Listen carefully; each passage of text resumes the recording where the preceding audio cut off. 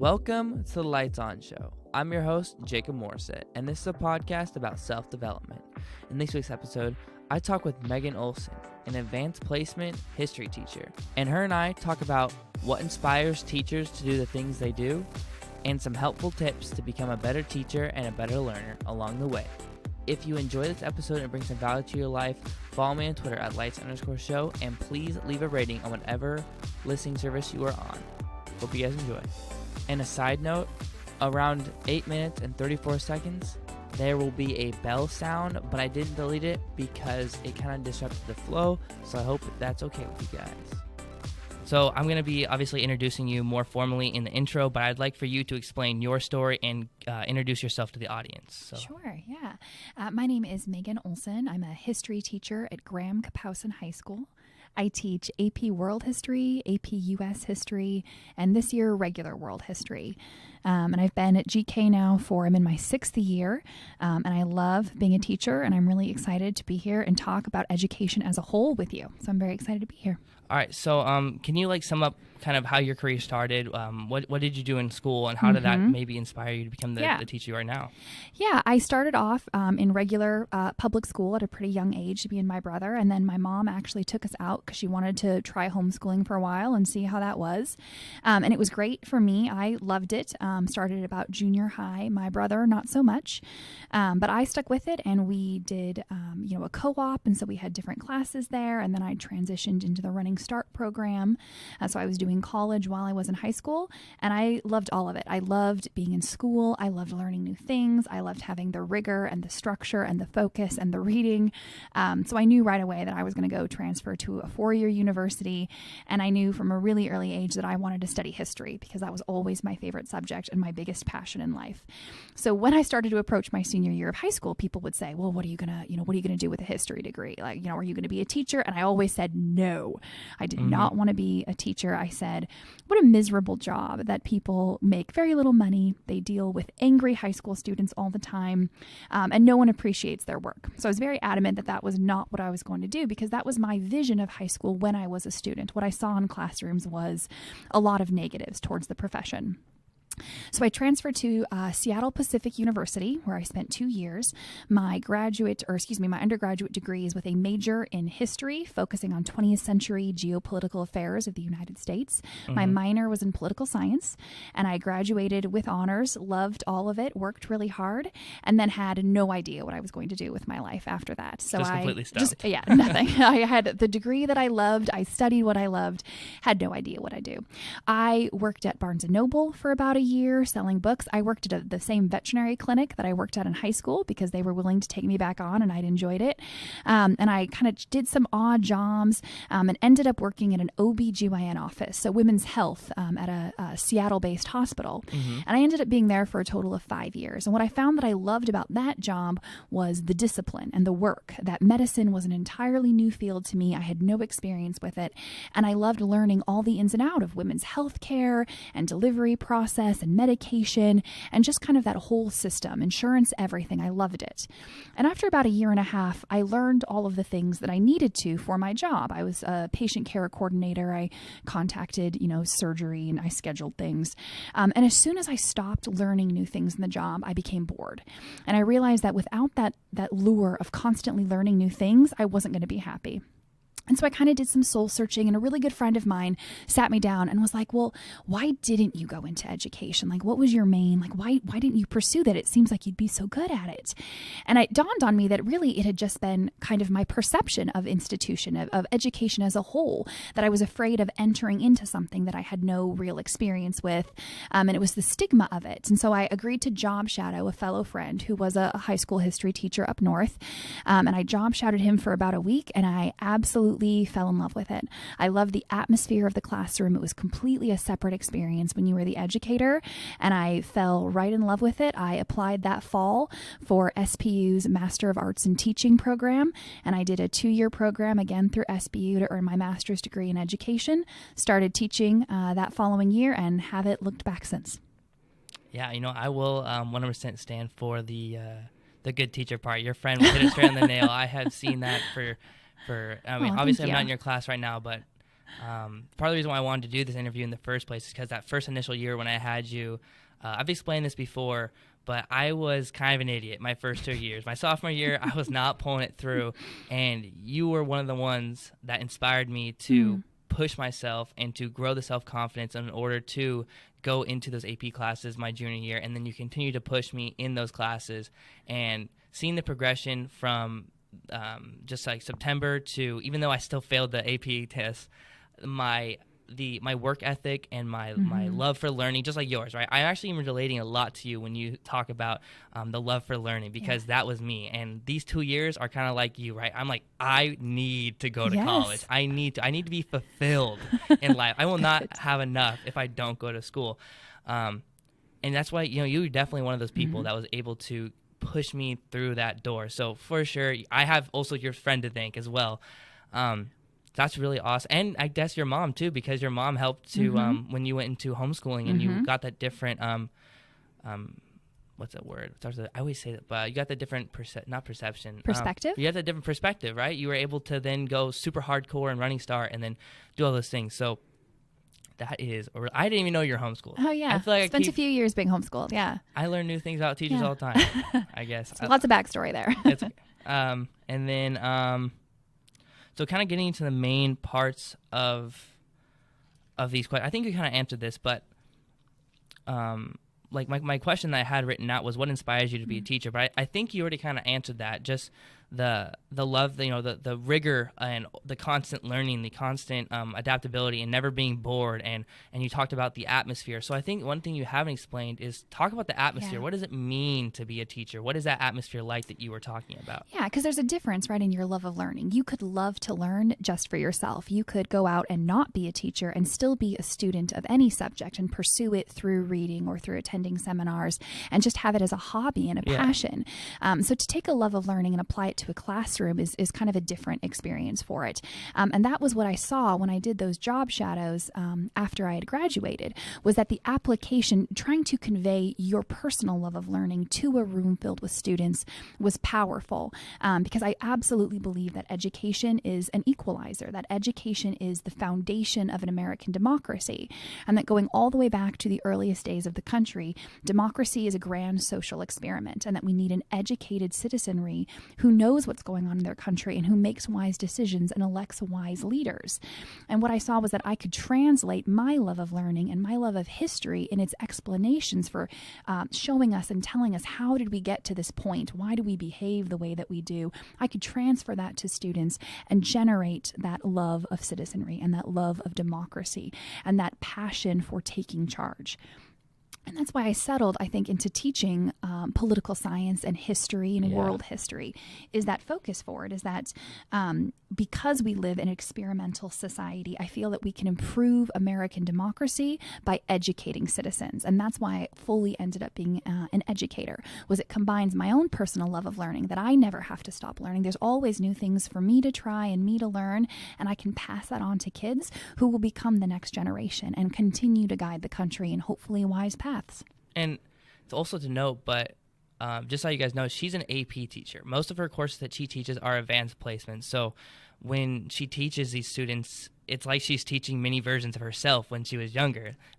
More than likely, these students, such as myself, when we are taking these AP classes, we want the rigor. We want those teachers that love to teach. And that's a really good point, because that's what the founders set up when they, like George Washington, I think he set up it had to be a certain block of land out of a number of blocks of land had to be dedicated towards school grounds. And so you're completely right with that. That was a key point in creating this new democracy that the world has never seen, is keeping. But a huge part of creating that new democracy that the world's never seen was about educating our youth. And it was so dedicated. And even though back then they were learning how to read and write for the Bible purposes, we've advanced in such an advanced way. And history is all about learning from mistakes.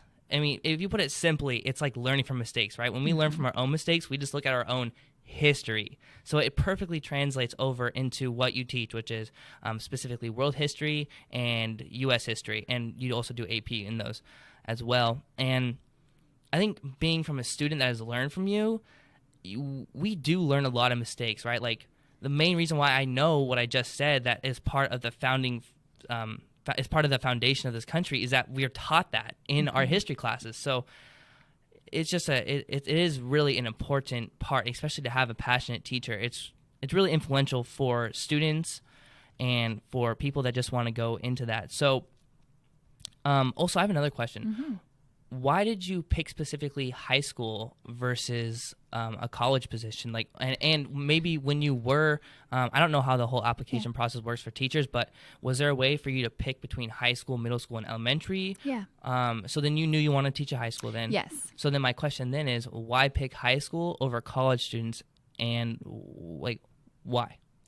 Yeah, so the short answer is that I didn't want to publish. If you teach at a community college or a four-year university, in addition to your regular educational role, you're largely expected to be publishing. That is, that you're doing your own research and you're putting out articles and you're writing books, something that the university or school can hang their hat on and be like, look at our awesome teachers. They're doing all of this extra stuff.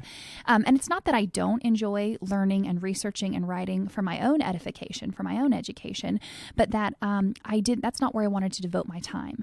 I wanted to devote my time to the group of students that may or may not attend a four-year university. And I felt like that high school was where I could reach those kids, where if I go into education with the goal of improving democracy by educating citizens, I needed to have a broader reach of citizens.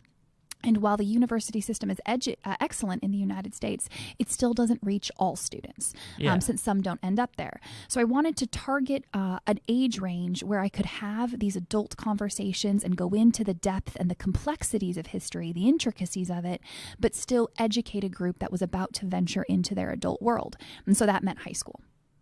That actually is a really good point because you have every single student here. Like, so let's say something happens, whether or not they just choose not to go or something big in their life happens to go, you allowed yourself to automatically, for sure, guarantee that you will be teaching future citizens that will, obviously, I really like that. That actually does make a lot of sense. Yeah. And I think it makes me respect your decision and other high school teachers' decisions, because I was always thinking, especially with Mr. Darby, who hopefully I'll be having on the podcast soon, but when you guys listen to him, I was curious because he teaches so well, and he has taught in college before, and he came down to teach high school. So I was always curious about that. So I think that's a really good clarifying question in order to better understand where teachers are coming from, especially when they are rigorous. So it's like the education system isn't like, well, elementary school teachers are the worst, and then middle school teachers a little bit better, and then high school teachers a little better. Like, it's not it's not a rating scale. No, it's a different skill set. Yeah, it's just right? different stuff. In elementary school, you can be dealing with kids that don't know how to read and write their name, and it's a lot more social emotional support. And it's not that high schoolers don't need that support.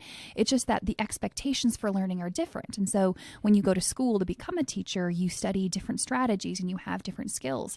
And generally, the best teachers at any age level are teachers who have a heart for that age range, because kids go through different levels of maturity, and so they need different types of support from their teachers. Yeah, and I've always looked at life as like chapters. So we all have different chapters in our lives. Like, so we have an elementary school chapter, or like just a schooling chapter. So I guess it just depends on what chapter of a student's life the teacher likes the most, or whatever they're able to with their skill sets convey the message that they need to have the most. Exactly. And then what keeps you coming back? So obviously I would say that your love for learning and this continual growth and this like, you see new students every single year, you get to see them graduate, you see them come and go, and you get to influence them, obviously. But other than that, what kind of keeps you going? What kind of keeps you taking? Because some teachers will experience fatigue or burnout. We were just talking about this before we aired, but Mr. Darby works like a truck every single day, and he's been doing this for years as he's been teaching school. Education is not for the faint of heart. So what do you think keeps you running as a truck? Because I remember last year you were talking about, I think it was always like a joke, like, oh, Miss Olsen, what are you going to do this weekend? You're like sitting in a blanket, grading papers. That's what you did. What I do, So even though that sucks, right? Obviously there's an offset, and obviously teaching all that stuff like that, but kind of other than that, though, is there anything else that keeps you pulling you back, like just constant lasso? when I was thinking, about why do it is that I stay in this profession, which does have like a 50% rate of burnout for teachers within their first 5 years, I chalk it up to three things. And the first is hope, in that I have reborn hope every day. Hope that this will be the day that students will make a historical connection, that they will hear something in the news and they'll make a connection to something that we've studied in class, or just connections among the past. And they're going to put two and two together, and that light bulb goes on, and they feel like they start to understand why the world behaves. Sorry. I plug the podcast all the time. It's good. That's why I use that expression. It was Yeah. just for you. Yep. And so that's why they feel connected to the subject, because they find those connections. Second thing that I always look for is knowledge. And the knowledge isn't content learning knowledge. It's knowledge that every single day is a new day to reach a student. So I don't come to work with a bad attitude, because I don't let mistakes of students carry over from one day to the next. Mm-hmm. I start every day with the knowledge that it is a new day, and it's a new student, and it's a new attitude, and we're going to go back and build on those basics, and that this is my chance to continue to work on relationships with kids so that they feel like they're in this safe, supportive environment. If I carry negative, energy or senses into work, that negatively impacts students, and then their learning doesn't happen. But every day I get to come in with the knowledge that it's a fresh day and it's a fresh start. And the third thing is definitely the growth. I love to see the growth in students, like a student like you that I've had, for 2 years in a row. Yeah. Students that you're able to spend that much time with and draw those connections across over years, become more passionate in their subject. And even if it's not history, my hope is to inspire a love of learning in some subject so that they become connected to an idea, and it gives them guidance and direction in their future and in their career and in their personal life, that they become stronger in whatever they're pursuing. And seeing that growth gives me more strength every day to continue to do the job. Yeah, I like to hit on your second point. What was that? Like you're able to forgive and forget. Mm-hmm. I definitely use that a lot. I feel like especially in those early years, or when I would fall asleep in your class because of my student burnout. But that is definitely, I can see, I was talking in the previous interview with Miss Holzer, and she talks about how she loved to, when she was a state patrol officer not state patrol, but when she was a state officer for DECA, that leadership felt really good. It's like almost like a warm, fuzzy feeling, and Mm-hmm. it helps bring value to what you're doing and all this stuff like that. So I see that what I'm doing right now, right? This takes a lot of my time. It takes a lot of my commitment. It's a lot of energy, but knowing that even if I only help 10 people that will consistently listen to my show, it brings almost like a good feeling, like, yeah, I'm actually doing something. And especially for someone like yourself and like me who has this constant want to help, because teaching, obviously, like it's almost like slave labor. It is. I mean, obviously, yes, we get a job and you get job security, but it for people that don't know, teaching, and I'm pretty sure Miss Olsen can agree with this, but teaching, especially when it comes to rigorous courses, it's a lot of grading. It's a lot of Yes. grading, and it takes a lot of time to prepare lessons. It takes a lot of time to get to know your students and to understand their learning styles, and to and if you don't have those things, but you still want to get into teaching, then that learning curve, I talk about this in my book talk, but you have there's a dip of teaching where you really, really, really get excited about it, and then you hit a sinkhole, and you have to go super willpower in order to get through it. And that sinkhole, it is very hard. Yes, and it is. If there's one thing I can tell the audience right now, is that we should respect our teachers. Even if you don't like them, they still got some pizzazzle in them that deserves some sort of respect. It truly is a grueling job, especially when you have students that don't want to pay attention. But you also mentioned how you get to see their progression, right? Mm-hmm. That's another little hidden gem in there, right? You see these students that's maybe you had to forgive and forget every day, and then you see them in a month and they're completely changed for the better. And I think that also kind of goes with changing America to be better, right? I mean, I hate to put it, but making America great again. Not quoting Trump or not quoting any of that, no party affiliation, but in a sense, that's what it is, right? Education. I think that's, regardless of party lines, it's the goal of any democracy, is to improve the country and the well-being of all its citizens. For sure. So then, if you had to name some, okay, so real quick, you would agree, right, that teaching is a valuable and important skill, not only for teachers themselves, but for everyone. Because I feel like everyone is kind of put in a leadership position, or they're put in some type of role, whether you're a parent, whether you're an advisor for a company, you're always put in some sort of teaching role. Yes. So being that it is so important that you agree with that, what are some ways that we can become better at teaching? What are some ways that that we can grow a passion for it? Because obviously passion helps drive success. I have a passion for talking. This is a podcast, right? So my passion for talking leads into something else. So how can we either, well, I'd like you to add on, I would almost like split this question into two things, but how can we gain a passion for teaching? And then how can we use that passion and use it to grow our teaching ability, and then help to continue to help others, right? So if we're in a lead position, how can we make our team better if we're in that situation? How can it be applicable in basically real life situations? Yeah, I think the question about how can you gain a passion for teaching is such an interesting one, because when I look at, my own story, I stumbled into teaching. It wasn't something that I thought I would be incredibly passionate about. I almost found it by chance. I was out a year or so out of college, struggling to know what to do, and it was just an off chance friend who said, well, maybe you should do a job shadow and just reconsider.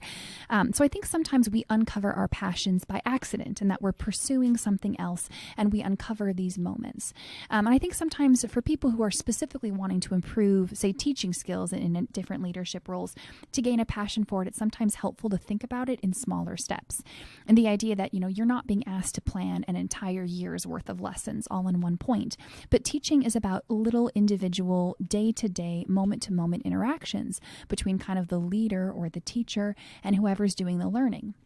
So whether this is a parent and a child, or a business manager and an employee, you're focusing on those individual actions which are going to contribute to a healthy working relationship. Because ultimately, relationships are at the core of education. So to really be gaining a passion for education, you need to enjoy getting along with people and working with others. And a lot of times that comes with practice. Not everyone in the world is going to be your best friend. You're not going to get along with everyone that you work with, colleagues, family, anyone else.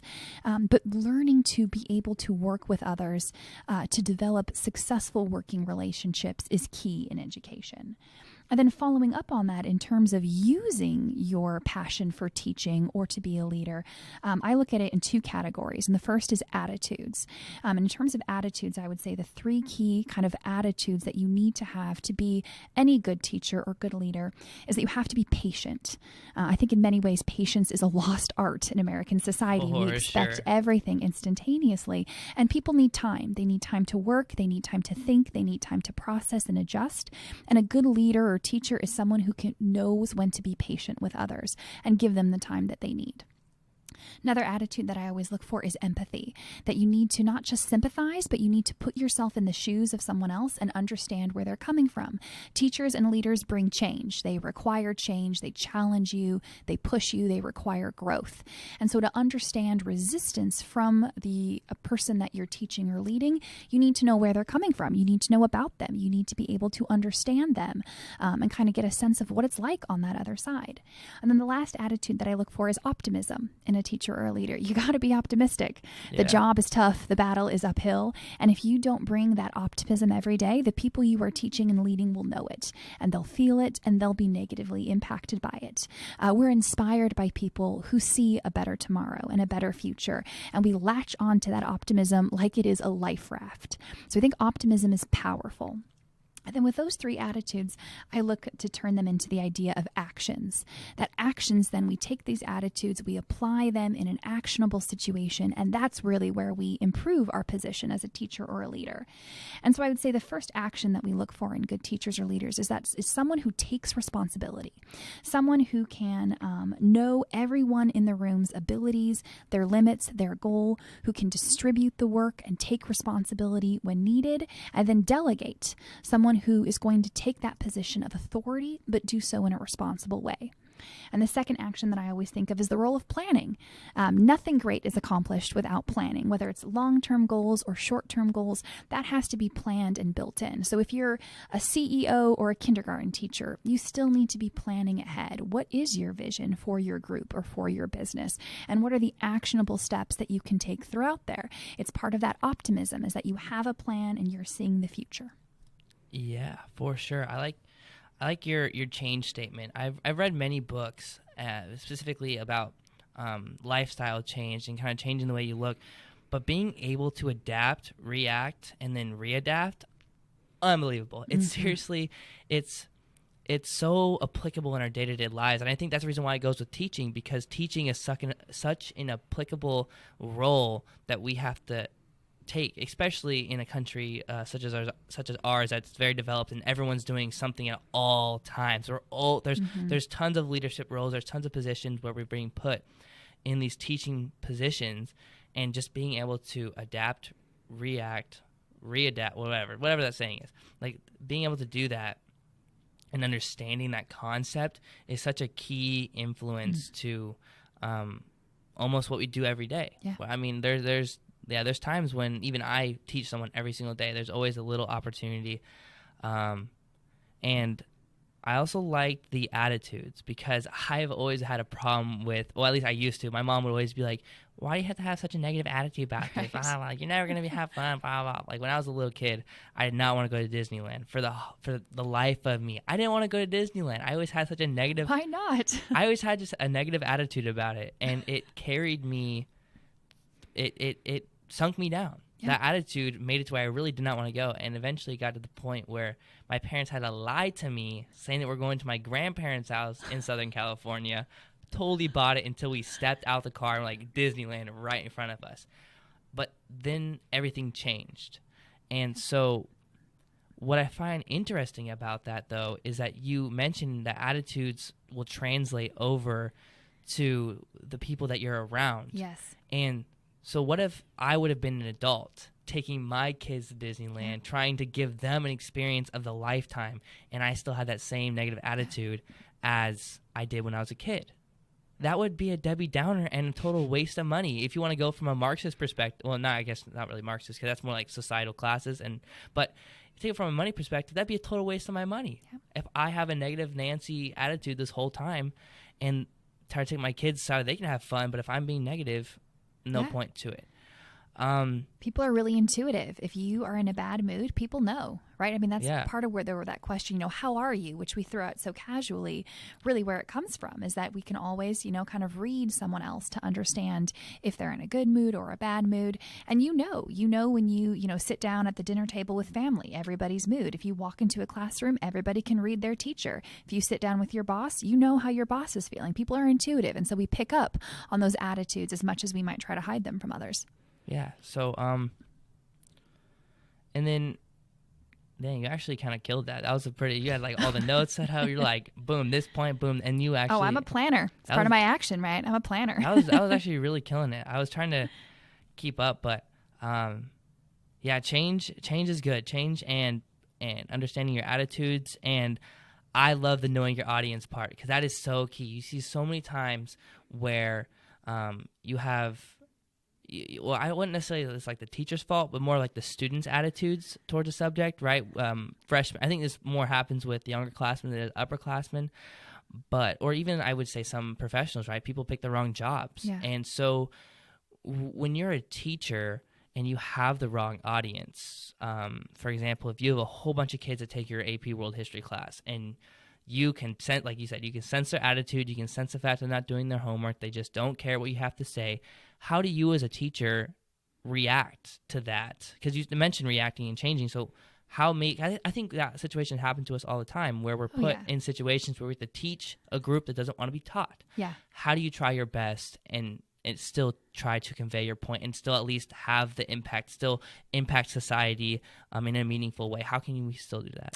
So for me, I focus on what I set as my long-term goal. So what I had planned out as the reason that I went into education, which was to educate young minds to improve citizenry and as a result then improve the role of democracy and the function of democracy in the United States. And so when I have students who, don't do their homework and continually get low test scores and then complain about their low test scores and are doing all of these things really to the detriment of themselves, I remind myself that I didn't go into education to help kids pass AP tests. Like that's not my focus. That's a nice bonus for the kids who work hard.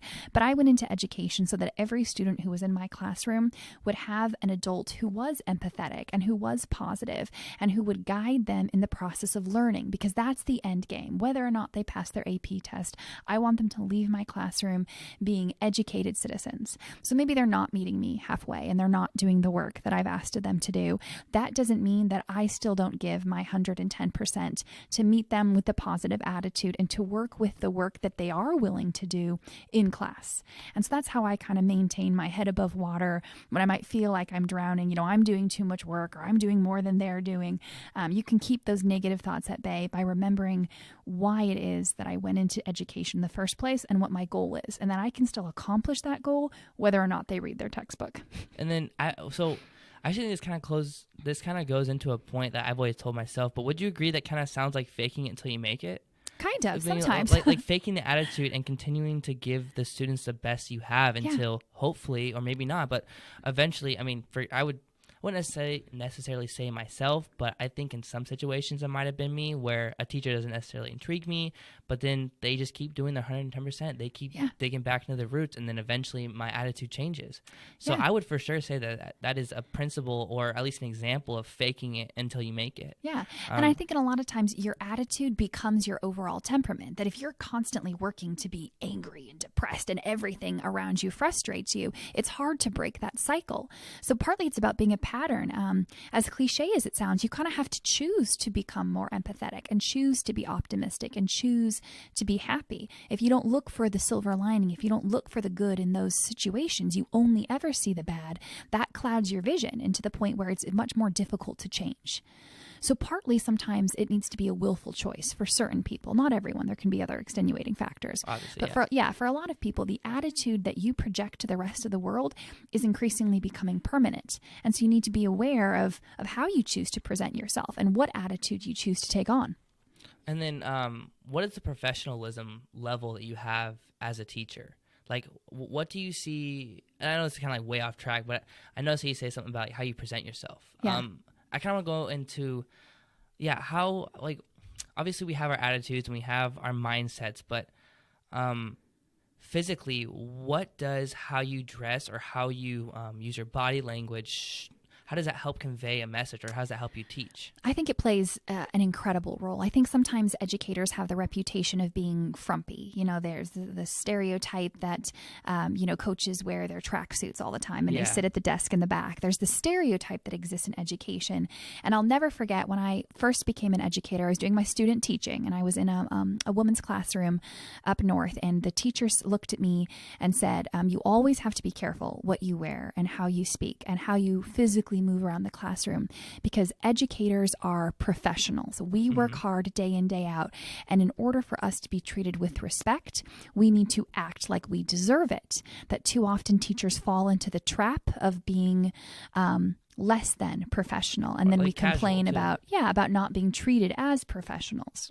And so since then, that's stuck with me since the very beginning. And so I've always worked hard to make sure that even on the days when I want to put on a sweatshirt and just put my hair in a ponytail, I remind myself, nope, I'm a professional and this is my career and I've chosen this.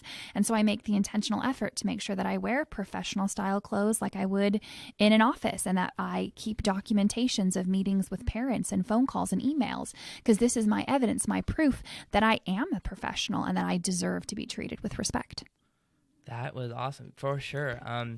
I noticed this a lot, and I'm not calling out certain teachers, but you can see, or just when you visit or when you have teachers that dress professionally, and when they do take those certain recordings and they do stuff in that professional mannerism, it's like their attitude is different than the ones that they do casual Fridays every day.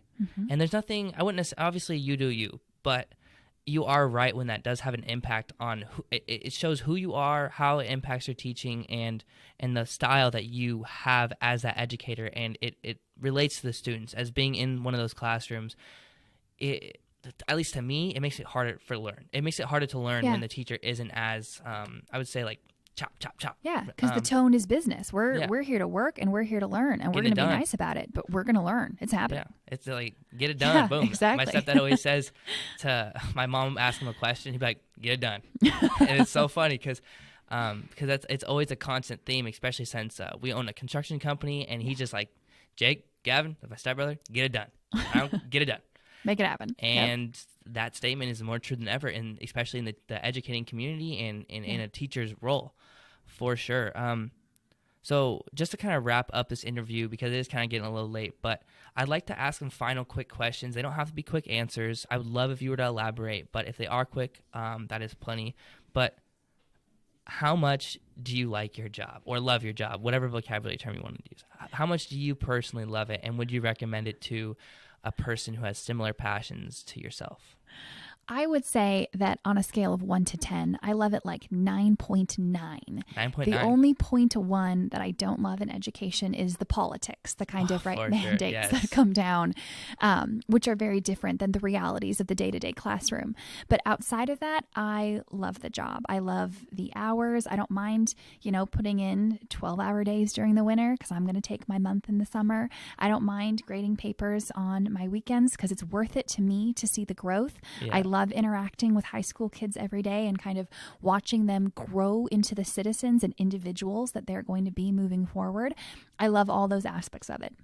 For sure. And then this is kind of this will be like a low commitment kind of thing, but what's one thing that the listeners can right now, before they go to bed, read, watch, or do that has inspired you greatly that you would like to invite them to do? Or maybe like a challenge, because I'd like to do challenges too, like a 30-day cold water challenge. I have two, actually. So, the history teacher in me says you should take out your smartphone right now and download a news app, just something to keep you connected so that you have constant access to streams of news, what's going on internationally, what's going on in the country, what's going on locally. It's so easy to stay informed and be involved, and we need citizens who do that and who do pay attention to the news.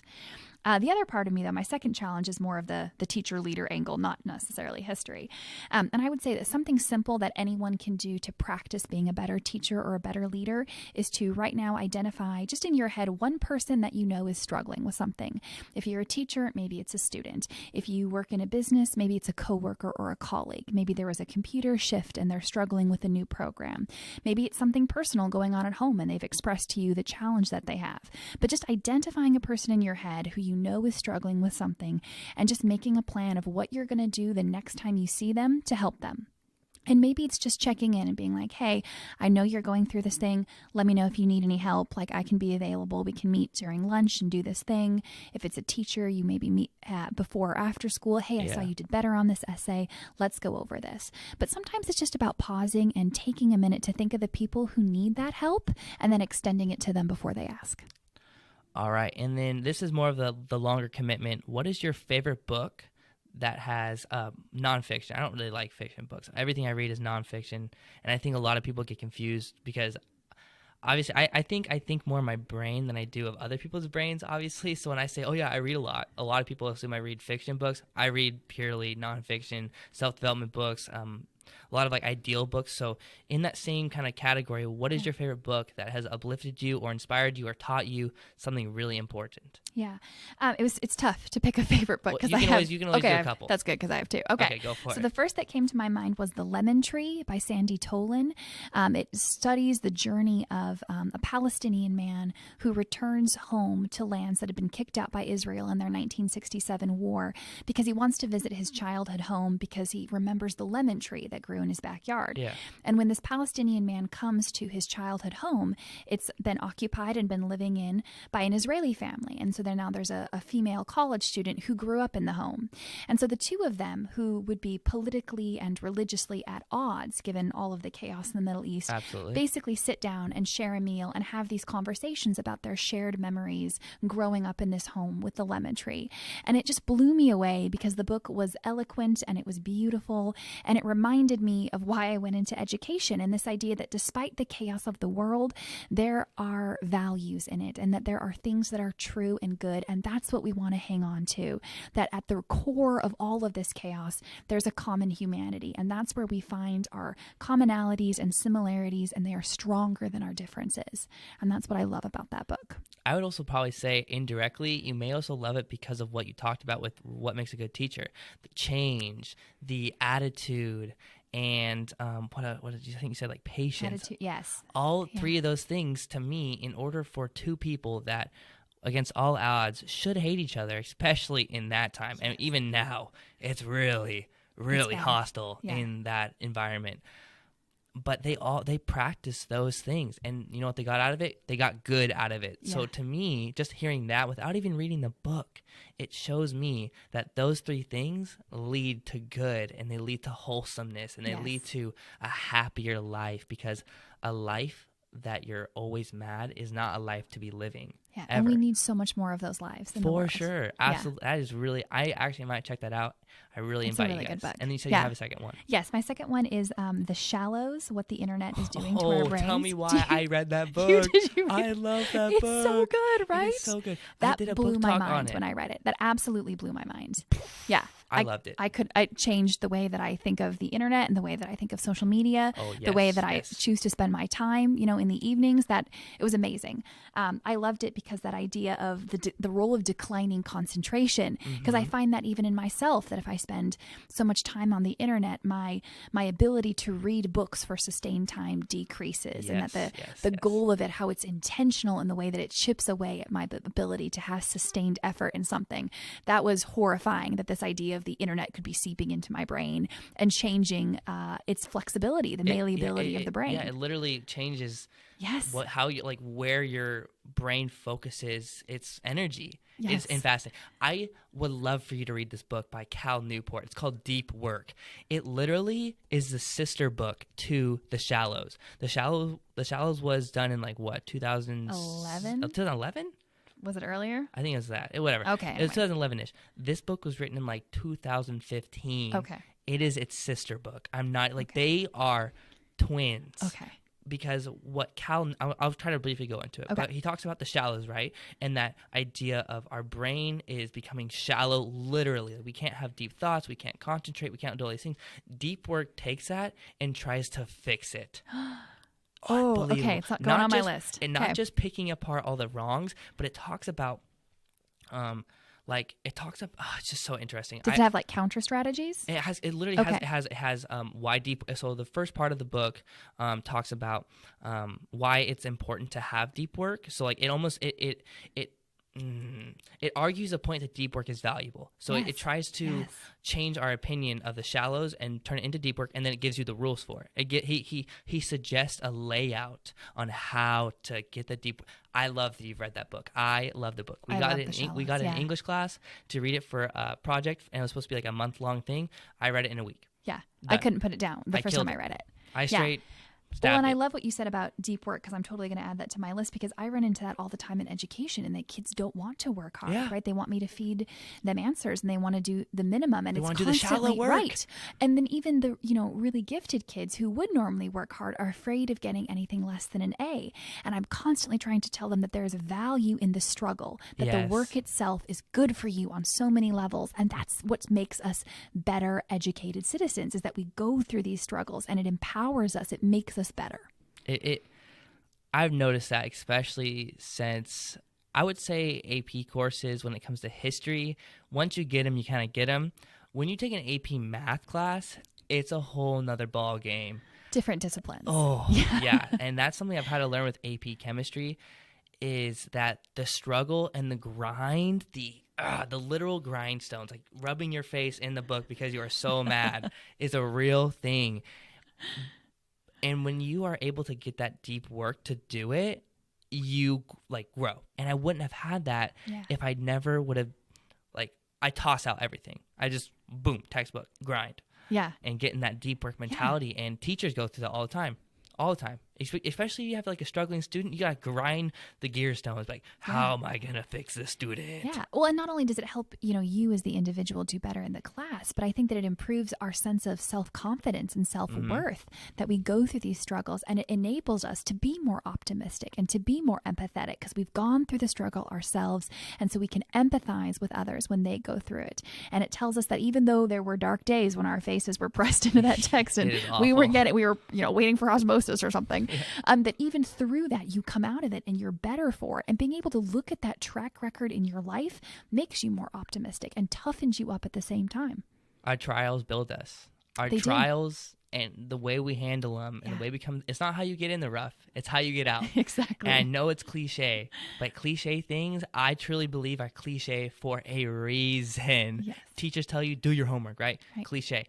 They say it for a reason. We say that other saying, we say, fake it till you make it. It's because these things I feel like are so applicable. Like they're real things that people go through and that work and that have been there and done that. Yeah. Awesome. I love that. I love You Read the Shallows. Also, if you don't want to go buy deep work, I just finished it. I'd love for you to read it. You want to trade me for the lemon tree? I'll bring in my lemon tree. You trade me for deep work? High five. Love that. Okay, we're going to do that. Okay. Done. That is a deal. This is how we get it done. Yep. That's right. And then, what's your favorite joke? You don't have to. I know I kind of threw this in, but I'm not amazing at jokes, but I do have one that I love because I feel like it fits my personality and my interest very well. Absolutely. It is, what kind of tea did the American colonists want? What kind of tea do they want? Liberty. That's awful. I know, but it's my favorite. No, that's awesome. And it's so funny too because the whole Tea Party thing. Tea Party.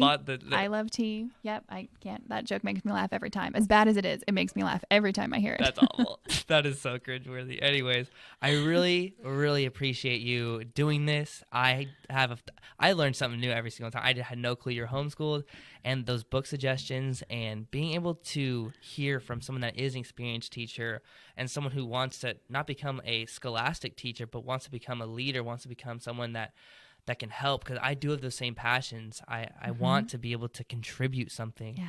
So for me specifically, this interview does more than just help my audience to help me build street cred, but it helps me to grow literally, and that is invaluable. I'm very, very happy that you did this. And thank you for having me. This was great. This is awesome. Well, I really appreciate it. One more high five, loud and proud. There you go. All right, that is it.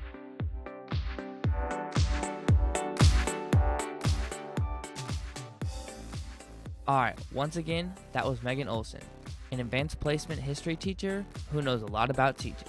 And please, follow me on Twitter at @lights_show and leave a rating on whatever platform you're listening on.